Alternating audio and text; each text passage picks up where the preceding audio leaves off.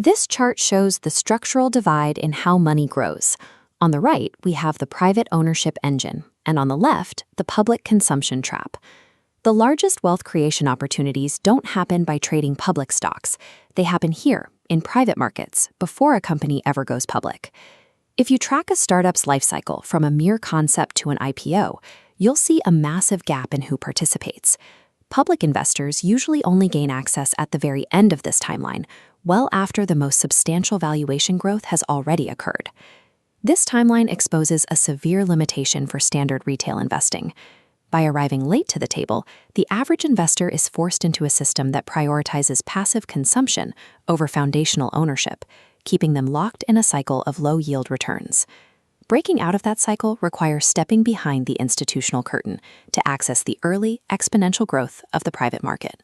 But moving into that space introduces an entirely new set of threats. This graph models early-stage capital. Notice the inverse relationship between valuation, the white line, and failure risk, the red dashed line.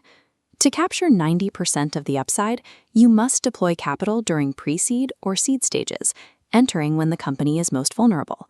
A startup can have a brilliant idea and still fail completely.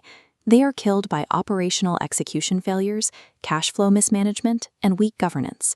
Information asymmetry is incredibly high here. An isolated individual lacks the visibility required to survive these risks alone. Success here requires a different approach. You cannot just guess who has the best pitch deck.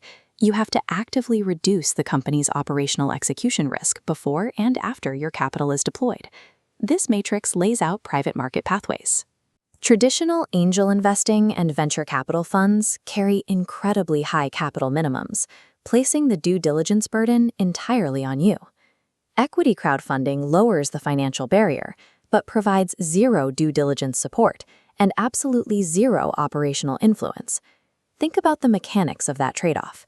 If you invest alone on a crowdfunding site and the founder makes a disastrous decision 6 months later, you have no authority to intervene. Your money is locked in, and you are entirely powerless to fix the trajectory. This diagram illustrates the formula required to solve that access paradox. We call it engineered asymmetric protection. You combine pooled capital allocation with active operational oversight, like board participation or strategic advisory roles, to directly mitigate execution risk. Capital by itself is only fuel for the machine. To protect that capital, you must have structural coordination and an active presence guiding the company, resources that a single, isolated investor cannot secure. This visualization contrasts a fragmented reality with a coordinated one. CPIN organizes scattered individual investors into a highly structured economic block.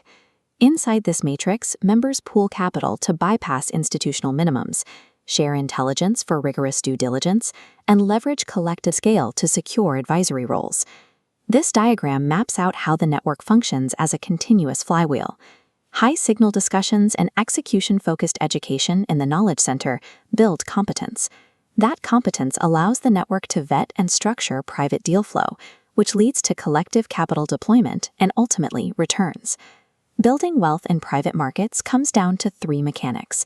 First, target the pre-seed and seed stages to capture asymmetric upside. Second, never invest in isolation. And third, demand operational oversight to mitigate execution risk. Financial information is everywhere, but real economic power requires coordination. It's time to stop making isolated decisions with your money.